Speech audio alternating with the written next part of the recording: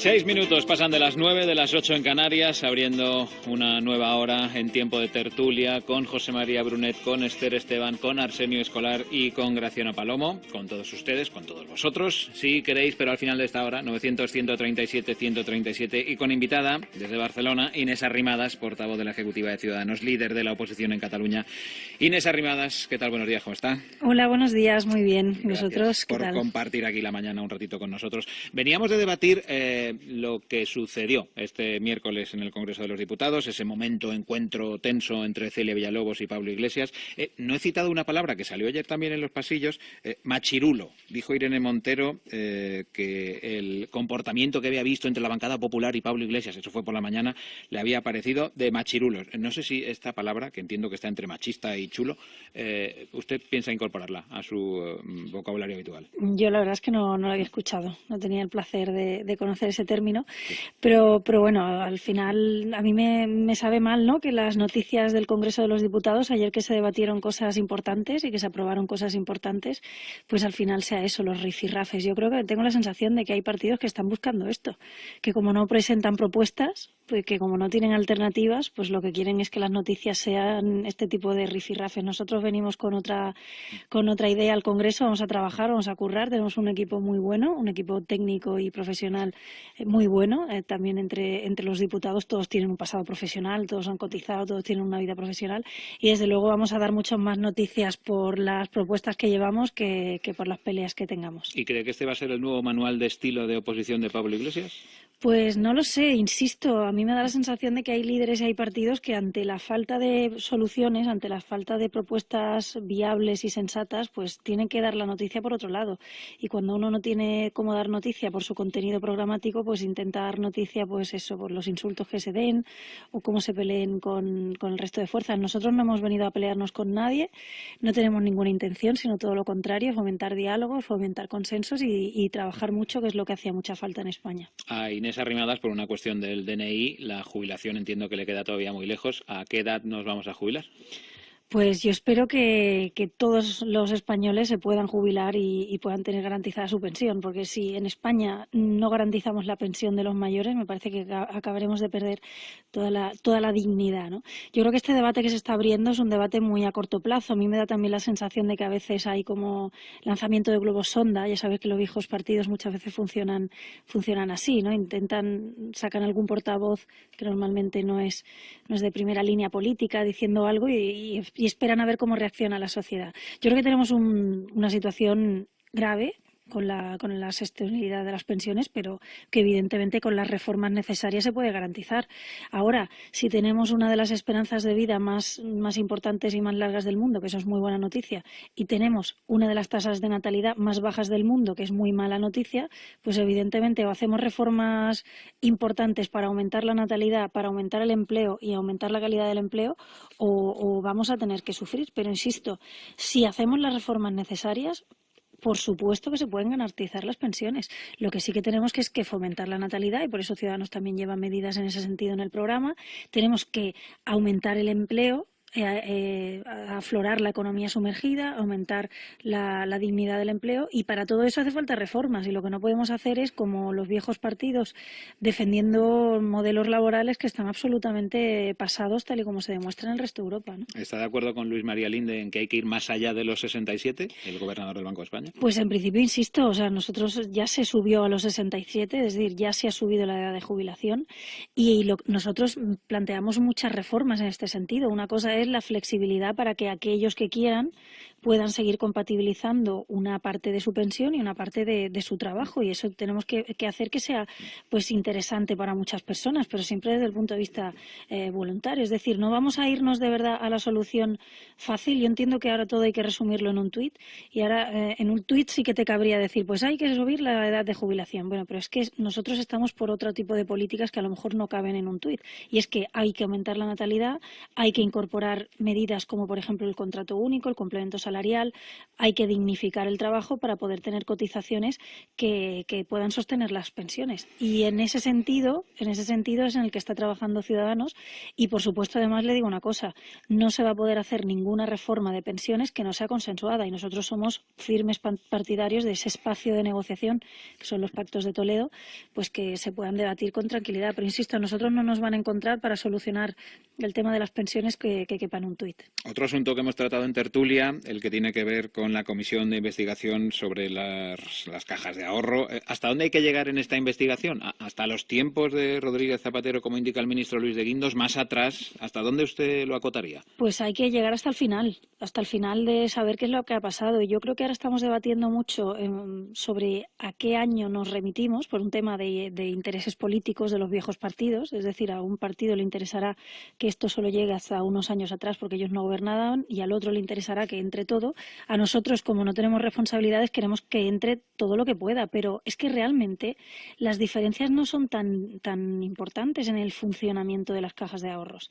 O sea, no es tan importante hasta qué año nos centremos, sino cuál ha sido el modelo que han mantenido los viejos partidos, que ha mantenido PP, que ha mantenido PSOE, que ha mantenido Izquierda Unida, que ha mantenido partidos nacionalistas, que han tenido un sistema que les ha permitido pues un saqueo de las cajas de ahorros absolutamente impune. Y nosotros, cuando hemos fomentado y hemos querido impulsar esta comisión, queremos llegar hasta el fondo del asunto.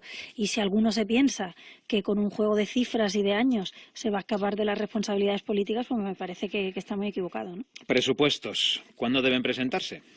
Pues nosotros llevamos ya muchas semanas pidiendo al Gobierno que presente una propuesta. Nosotros estamos dispuestos a dialogar. Ya saben que nosotros no hemos venido a bloquear España, sino a dar estabilidad, pero asegurando cambios importantes. Y nosotros y nuestro equipo está deseando que se produzcan ya las primeras conversaciones y negociaciones ya en sede parlamentaria.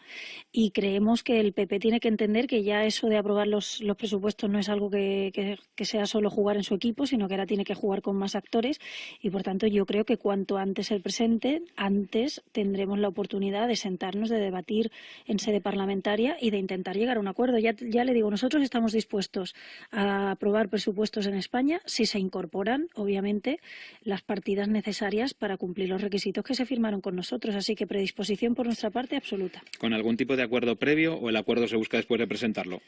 Bueno, a ver, nosotros ya hemos hecho un acuerdo con el Partido Popular. Nosotros ya firmamos un acuerdo de 150 exigencias para dar apoyo a una investidura y para evitar terceras elecciones.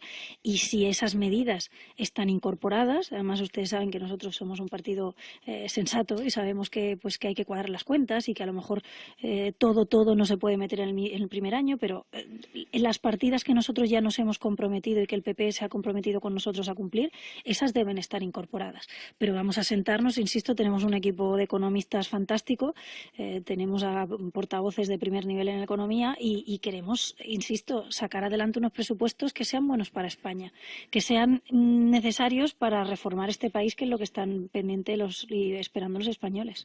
¿Ve algún tipo de injerencia política desde la Fiscalía General del Estado con la Fiscalía de la región de Murcia para que esa misma Fiscalía no haya decidido imputar al presidente de esta comunidad?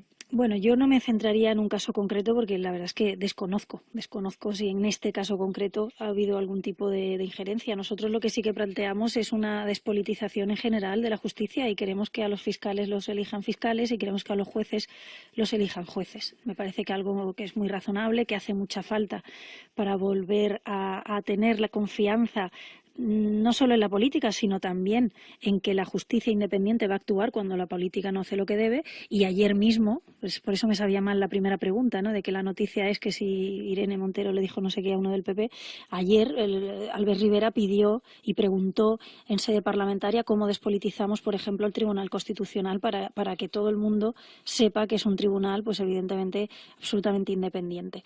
En eso estamos trabajando. Además, mira, a mí estas reformas me gustan mucho porque no cuestan ni un duro.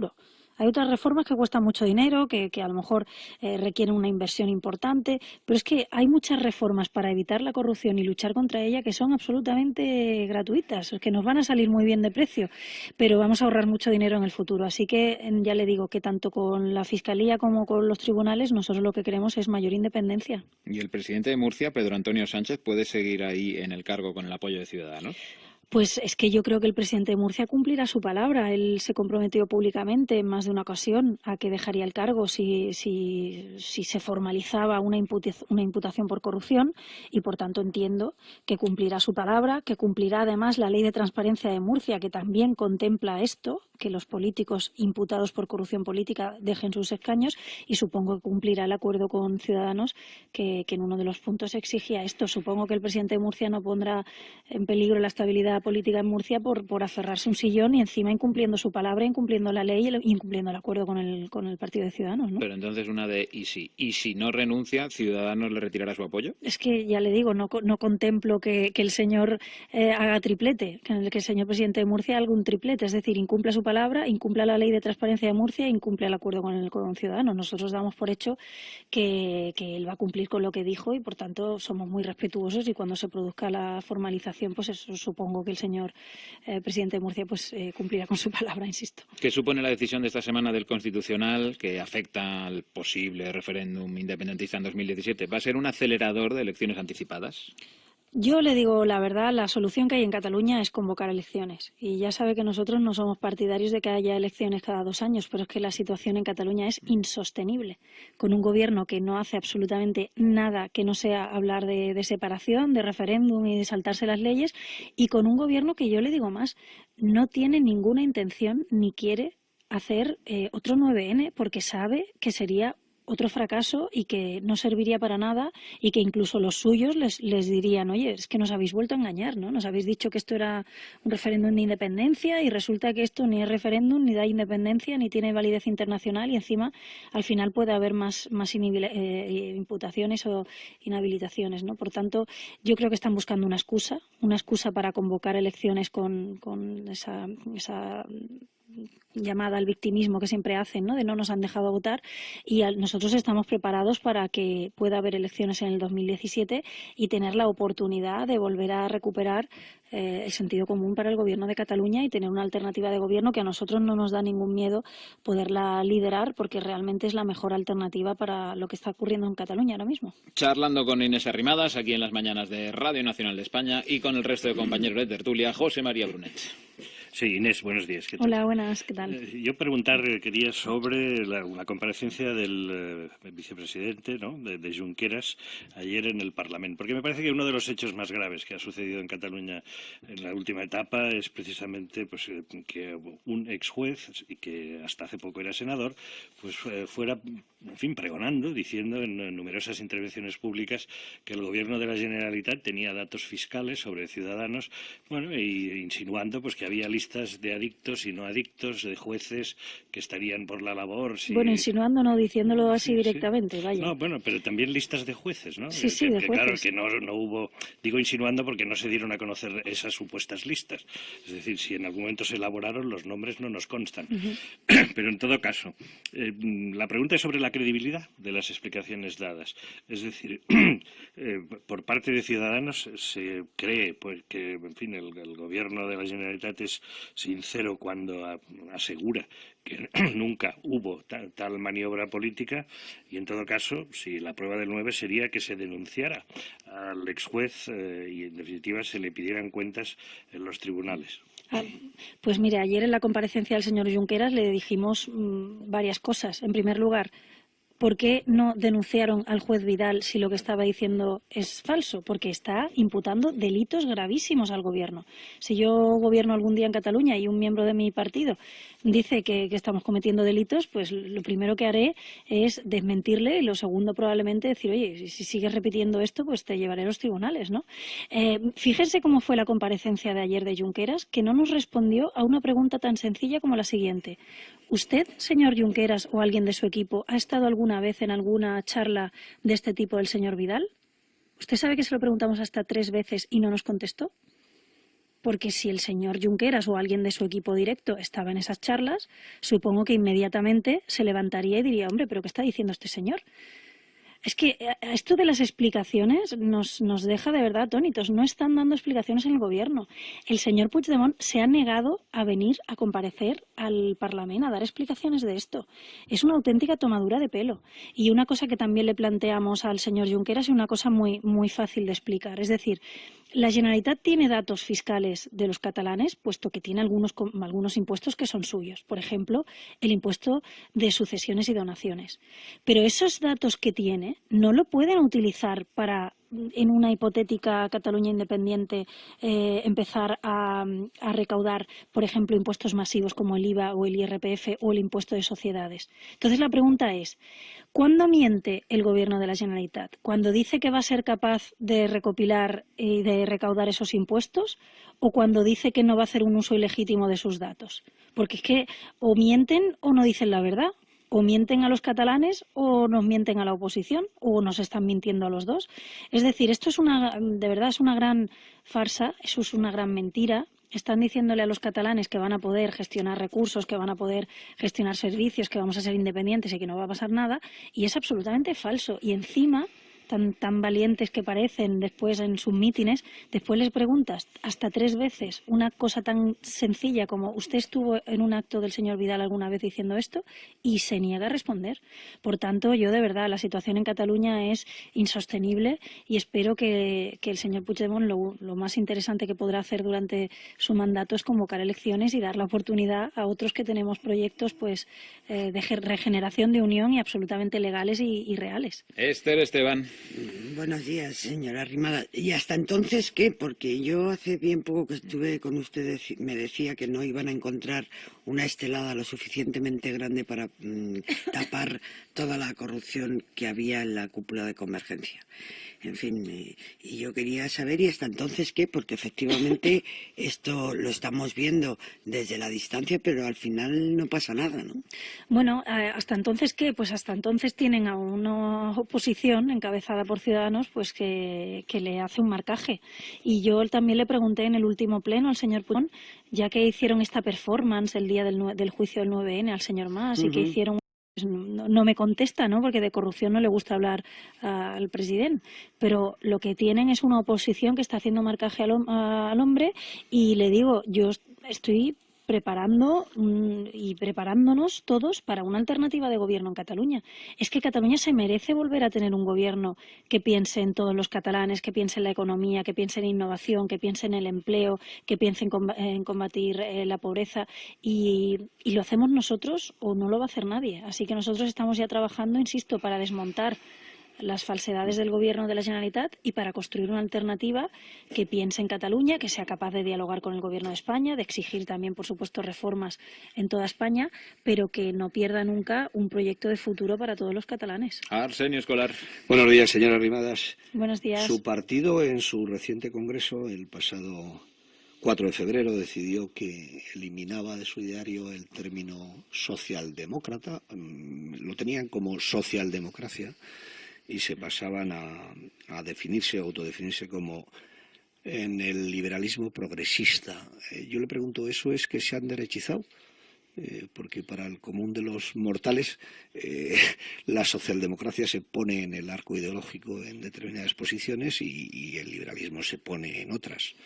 ¿Usted se siente desde ese día o siente a su partido un poco más a la derecha? Pues no, nosotros seguimos estando en el mismo sitio que es en el centro político español, en el centro donde no había ningún partido político y donde todos los ciudadanos de centro de este país se sentían huérfanos hasta que nació un partido como Ciudadanos. Lo que venía en nuestros idearios, en el ideario anterior, no era que éramos un partido socialdemócrata. Yo, de hecho, es que no recuerdo que nadie me haya dicho que somos un partido socialista. Ahora parece que le sorprende mucho a la gente. No, pero estaba en los estatutos sí, que se exacto. inspiraban en otros sitios en la socialdemocracia. Exacto. Lo que venía en el ideario anterior es que en el año 2006, cuando surge el Partido de Ciudadanos, surge como un movimiento de personas que venían de dos corrientes políticas. Uno, la socialdemocracia, y hay fundadores del partido que vienen de esta rama política, y otro también del liberalismo progresista. Lo que hemos hecho nosotros ahora no es cambiar nuestro programa, el programa sigue siendo el mismo, por tanto el partido sigue estando en el mismo sitio. Lo que yo creo que hemos hecho es definir muy bien qué es Ciudadanos.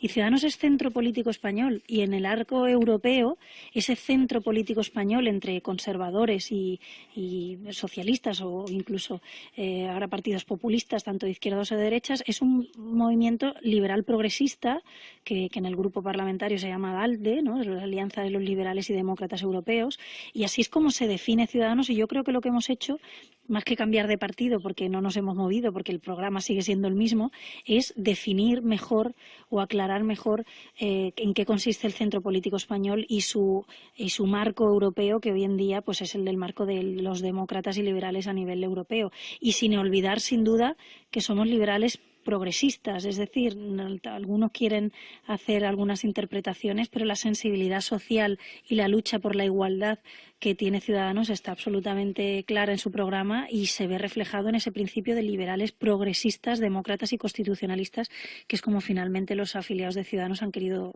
que se denomine el partido, ¿no? Y me queda Graciano Palomo, cuando quieras, Graciano. ¿Qué tal, Inés? Muy buenos días. Buenas, ¿qué tal?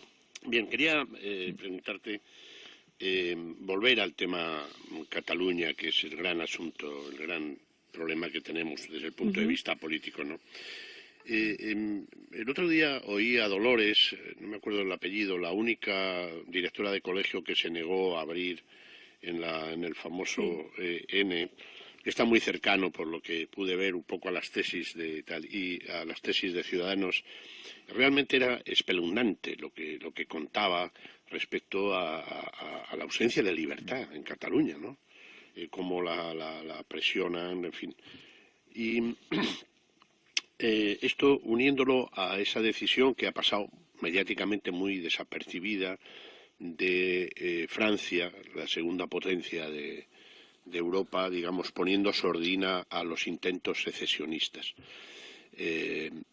Quería preguntarte, Inés, ¿qué es lo que sucede o está sucediendo o ha sucedido en la sociedad catalana, digamos, para que no haya una respuesta, digamos, más contundente respecto a algunas decisiones políticas que no parecen, sobre todo desde el punto de vista institucional, que no parecen compadecerse con lo que son los intereses de los ciudadanos? ¿Qué es lo que les pasa? Bueno, yo creo que las respuestas sociales en democracia se dan en las urnas y en las últimas elecciones, al 27S, que fue cuando Ciudadanos se convierte en líderes de la oposición, hubo más votos a favor de partidos que no apostaban por esta declaración unilateral de independencia que votos a favor de partidos que querían declarar la independencia. Lo que pasa es que tenemos una ley electoral absolutamente injusta. Bueno, por cierto, somos la única comunidad autónoma que no ha querido hacer ley electoral. El gobierno de la Generalitat se queja de que no tiene competencias, pero tenemos muchas y muchas no las ejercemos, como hacer una ley electoral, porque no quieren hacer una ley electoral porque saben que tendrían que corregir esta desproporción absoluta. Y hoy en día hay más votos en los partidos de la oposición que votos en los partidos del gobierno de Junts pel Sí y la CUP. Y, por tanto, yo lo que digo es, vamos a tener que salir con más fuerza todavía a las urnas y vamos a tener que demostrar, incluso con las normas injustas electorales, que la mayoría social de Cataluña no está a favor de la ruptura ni de las ilegalidades que está planteando el gobierno de la Generalitat. Yo creo que esa es la demostración que podemos hacer en democracia, ir a votar por opciones políticas que legítimamente tienen a lo mejor diferencias, pero que sin duda son proyectos que, como el nuestro, defienden pues una Cataluña reformada dentro de una España mejor, ¿no? Y eso es lo que nosotros estamos trabajando, insisto, y no nos da ningún vértigo asumir la responsabilidad de poder liderar una alternativa de gobierno en Cataluña, porque es la única alternativa y la única solución que tenemos a la situación actual. Como me lo ha dicho varias veces, ¿se ve como presidenta de la Generalitat? Yo, más que verme yo como presidenta, yo veo que el proyecto de Ciudadanos puede gobernar Cataluña y es el mejor para gobernar Cataluña. Pero usted está al frente de sí, Ciudadanos. desde luego que sí, pero que insisto que lo importante no es que yo sea presidenta, sino lo importante es que el proyecto de Ciudadanos, un proyecto de regeneración, un proyecto sin complejos, un proyecto moderno, un proyecto además de reformas también dentro de Cataluña, pero de garantizar la unión con el resto de España y el resto de Europa, creo que es la mejor alternativa, sin duda, para coger las riendas de Cataluña, porque además hemos demostrado una capacidad que va a hacer mucha falta en los próximos años en Cataluña, que es capacidad de diálogo y capacidad de llegar a acuerdos con partidos diferentes. Y como eso va a ser imprescindible, y todos lo sabemos, que mejor que una fuerza de centro, que una fuerza que ha demostrado, además, que sabe llegar a acuerdos, que pueda liderar una alternativa de gobierno en Cataluña. Inés Arrimadas, nuestra invitada hoy, aquí en Radio Nacional de España. Muchísimas gracias. Gracias, Que hasta tenga un buen día. luego. 9:31, 8:31 en Canarias.